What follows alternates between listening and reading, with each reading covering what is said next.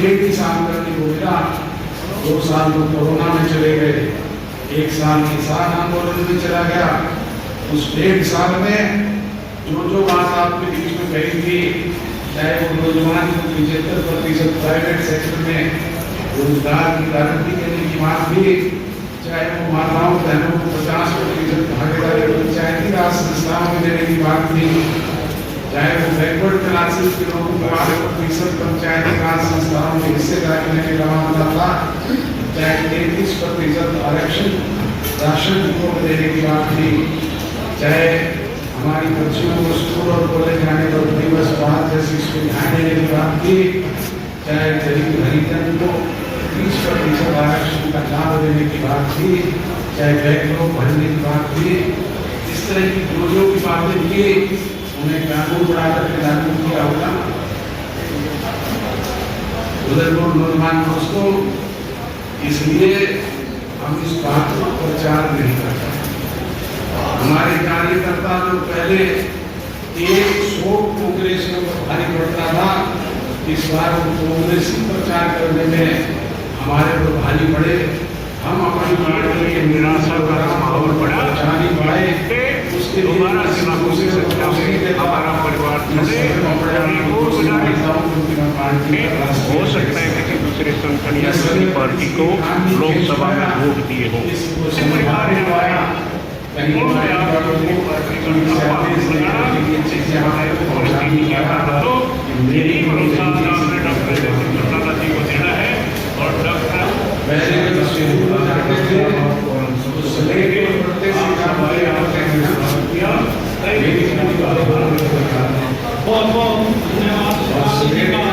जब सवाल पूछते थे हम लिखते थे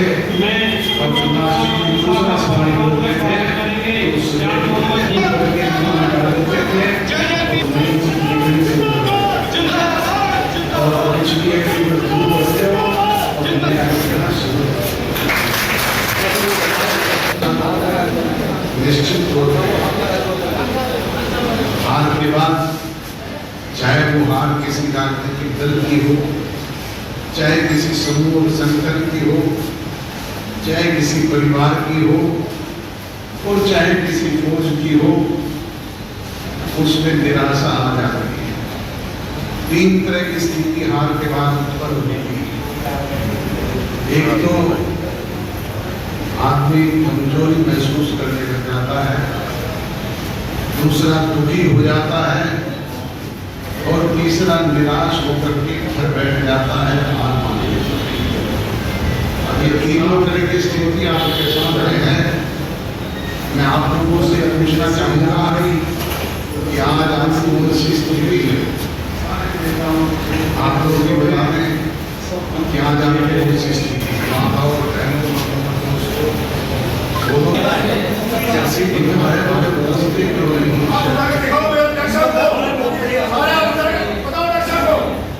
अगर सारे हिम्मत करोगे तो निश्चित तौर पे बदलाव आते रहेंगे। परिस्थितियां सदा एक जैसी नहीं रहती, परिस्थितियां अनुकूल की होती है और परिस्थितियां खिलाफ की। हरियाणा प्रदेश बनने से लेकर के अब तक मेरे समक्ष बैठे बहुत सारे लोग ऐसे हैं जिन्होंने सारे घटनाक्रम अपने समक्ष घटित होते हुए देखे हैं। अब पार्टी के नीति कार्यक्रम और प्रोग्राम लोगों के बीच में लेकर के जा रहे हैं। हमारी उपलब्धियां जहां बता रहे हैं, वही सरकार की बेकायदगियों को लोगों के समक्ष लेकर के जा रहे हैं। अपोजिशन के लोगों ने जो दुष्प्रचार किया उससे लोगों को आगाह कर रहे हैं। अब क्या देखते हैं आने वाले चुनाव में, विधानसभा चुनाव में जो लोकसभा में अच्छे नतीजे नहीं रही प्रजातंत्र में ये फैसला जनता जनार्दन करती है। आपको ध्यान होगा कुछ लोग पिछले चुनाव में ये कहते थे 75 पार, गए थे यमुना पार 40 सीट आई।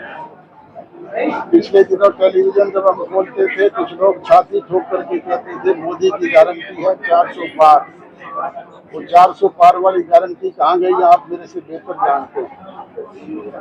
तो क्या आखिर बार कांग्रेस कह रही है? आजकल भूपेंद्र हुड्डा कह रहे हैं कि 60 सीट लेकर के हम सरकार बनाएंगे।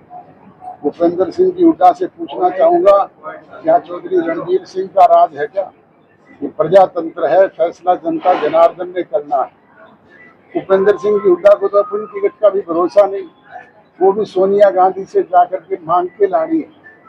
कहीं उनकी साड़ी का पल्लू पकड़ना है, कहीं राहुल गांधी का कुर्ता पकड़ के बांधनी है, कहीं प्रियंका गांधी की चुन्नी उठानी है, तो कहीं वेणुगोपाल जैसे लोगों के चप्पल उठाने हैं, तब जाकर के टिकट मिलेगी।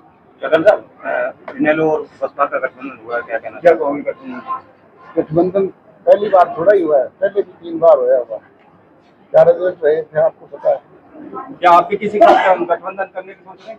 आप चुनाव घोषित करवाओ, फिर घोषित करने के बाद आपको ही बताएंगे सबसे। आप क्या टारगेट लेकर चल रहे थे? अजय जी आया तो उसमें जो इंडिया गठबंधन के इंडिया गठबंधन 2 ही सीट ले पाया। आज पूरी तौर पे भारतीय जनता पार्टी को देश के लोग नकार चुके हैं और ये साबित हो चुका है। अजय जी, आप क्या टारगेट लेकर चले? अपनी सरकार बनाने या किसी सरकार में शामिल होंगे? हम अपनी पार्टी नीति, कार्यक्रम, प्रोग्राम लोगों के बीच में लेकर के जा रहे हैं। फैसला लोगों से करना है और लोगों ने करना है अपने वोट के द्वारा। अजय सिंह चौटाला कोई ज्योतिषी तो है नहीं कि जो घोषणा कर देगा वो लागू हो जाएगी। ठीक है।